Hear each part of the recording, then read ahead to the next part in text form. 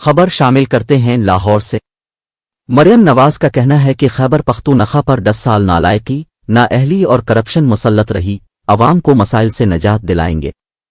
تفصیلات کے مطابق مسلم لیگ نون کی چیف آرگنائزر مریم نواز سے سابق رکن قومی اسمبلی شاجی گل آفریدی اور سابق سینیٹر تاج آفریدی نے وفد سمیت ملاقات کی۔ سابق ایم پی اے بلال آفریدی اور زبیر آفریدی بھی ملاقات میں شریک ہوئے۔ مریم نواز نے مسلم لیگ نون میں شمولیت پر وفد کا خیر مقدم کیا اور مبارکباد دی، جبکہ شاجی گل آفریدی اور دیگر رہنماؤں نے نواز شریف اور شہباز شریف پر اعتماد کا اظہار کیا۔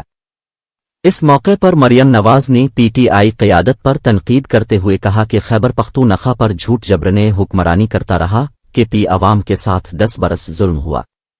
نااہل لوگ دہشت گردی واپس لائے، لیکن ہم عوام کو مسائل سے نجات دلائیں گے۔